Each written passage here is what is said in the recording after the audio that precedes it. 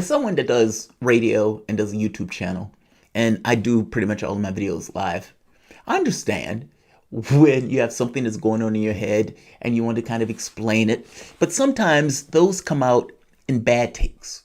Maybe takes that are just too honest, that somebody should have kind of said, wait a minute, are you trying to say this? In which case it would have been apparent to you like, oh, wait, oh, I did say that. Maybe I don't want to say that. If you are, however, on CNN and your name is Don Lemon, sometimes these bad takes come out. And this is one of those bad takes on the rioting, on the protests, and on Joe Biden. Now, this is bad on a few points. I'm gonna point out the bad points. I'm gonna let you hear what Don Lemon said. He's talking to what is this gentleman's name? Oh God, I can't think of his name. It'll come on, Cuomo. He's talking to Cuomo, and they're basically having a conversation about Kenosha. Now, I want you to hear how Don Lemon frames this, and this is wrong on so many points, going to the left and going to the right, which is something rare and something precious. So it's something that we're going to behold together. Don Lemon talking about Kenosha, talking about Joe Biden, and this is an amazing take. Welcome to the Soapbox.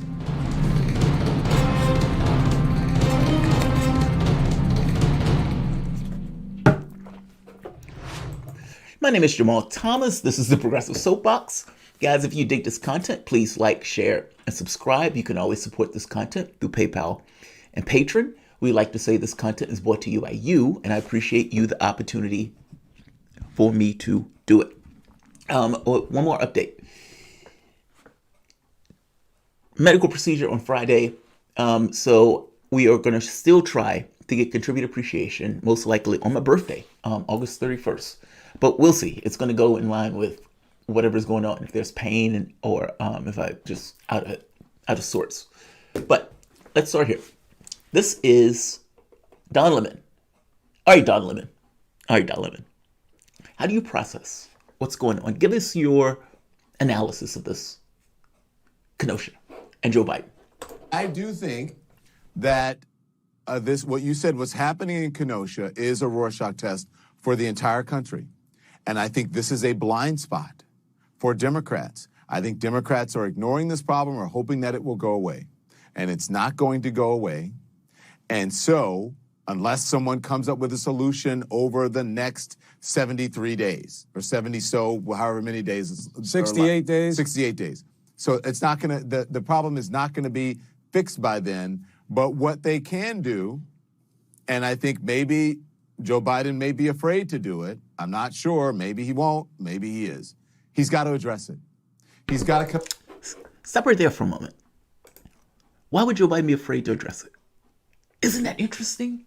Like, think about it for the moment. Trump comes out and Trump blasts the protesters left and right. Oh, they're animals. They're going after, they're eating babies. But why would Joe Biden be scared to address it? That's the part that's interesting to me. Now, I think part of what Don Lemon is thinking, or what's in his head, is that Joe Biden is pulling in the black vote. And he's going to get that vote regardless, to the tune of whatever. And I think he's making this assumption of protests. And I think in his head, he's thinking blacks, Black Lives Matter. There was a black person shot. The people who are out there protesting are black. And if Joe Biden is trying to court this constituency, either BLM, which Joe Biden is not really courting, more so just giving optics to, or whether it's directly confronting the notion of saying something needs to be done about this, that needs to stop. Now, I think his issue is if Joe Biden pushes back on either the riots or the protests, that it will somehow adversely affect him regarding the African-American community and the African-American vote, particularly this optics that Joe Biden is somehow affiliated with BLM. He's not. But he does put up George Floyd's face on the item. He does put on, these guys put on kente cloth and kneel and all of this other stuff. Meaning they want to somehow get the energy of what's going on in regards to people being frenetically upset at their society and their placement and actions and the things that take place, especially regarding state violence towards the individuals of that society. However, he doesn't necessarily want to own it. Now, keep in mind, this is the guy who did the crime bill. The person who chose for the VP spot was the person who was laughing and terrorizing a homeless mother for truancy violations. Basically, both of them, throughout the entirety of their career, decided to kick the poor and to go after them, especially from the standpoint of criminal justice, even working with out-and-out racists, segregationists, to put black bodies in prison, or, for that matter, to push back against the civil rights movement around the term of busing. Now, this is just true, right?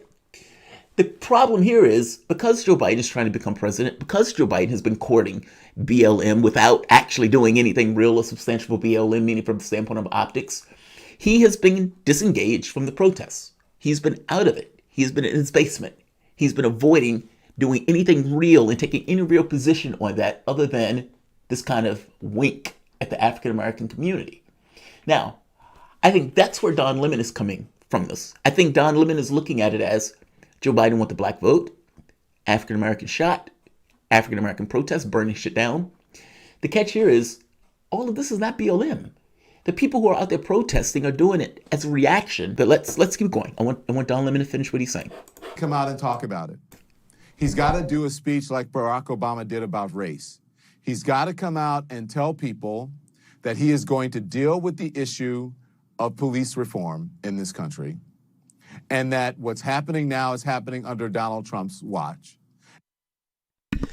Yes, but whether Don Lemon realizes it or not, Black Lives Matter was formed under Barack Obama's watch.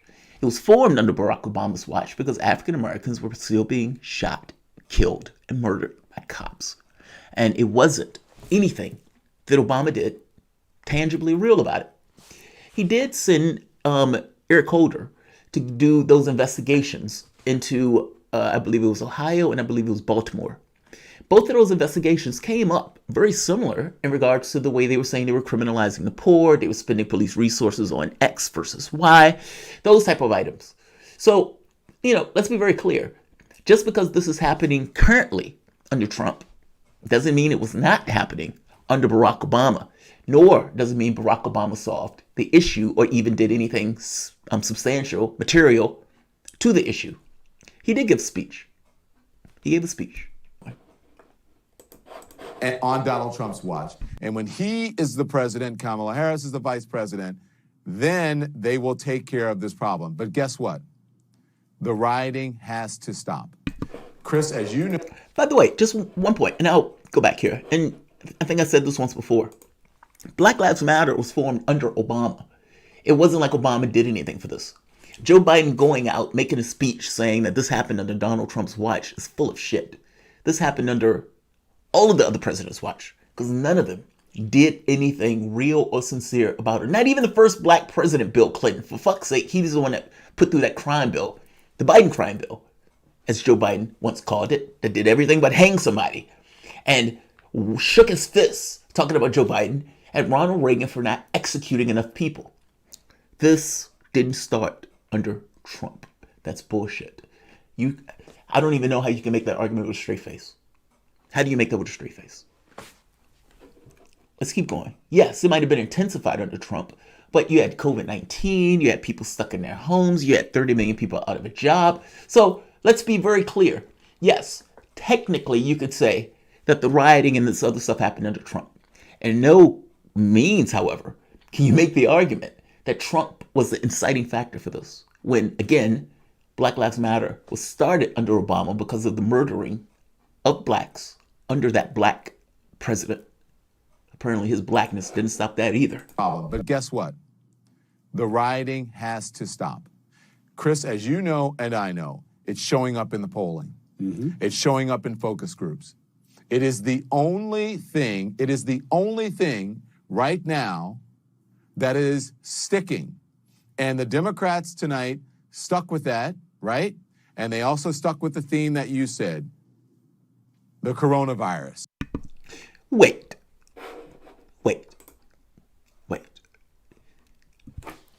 I don't like rioting either. I don't. And as I said before, I would strongly suggest that the people who are rioting probably are not fans of it either. the people who are part of that social fabric and social society stop believing that the element of law in that society not just don't represent their interests, but is hostile to who they are as individuals. That any particular point, any one of them could go out and be axed by a cop. And then have the indignity of a society that says clean murder because the person winked at the cop the wrong way, or the cop, gets in some kind of fracas or escalates. But what Don Lemon is saying is a little different.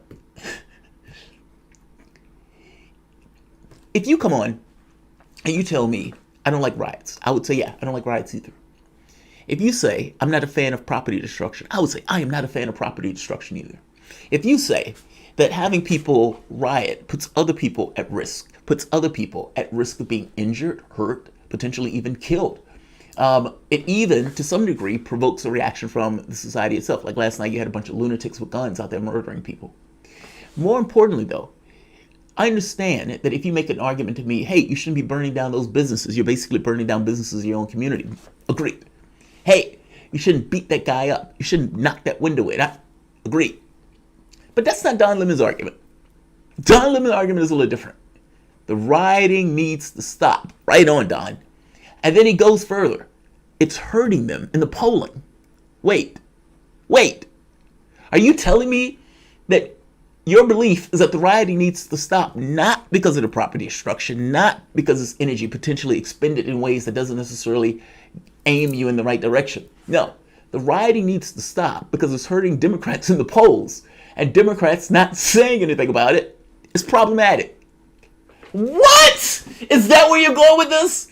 That you need Joe Biden to get elected so much that you got on your platform and was like, Joe Biden has to do something about this. He has to do a speech. He has to do a speech like Obama.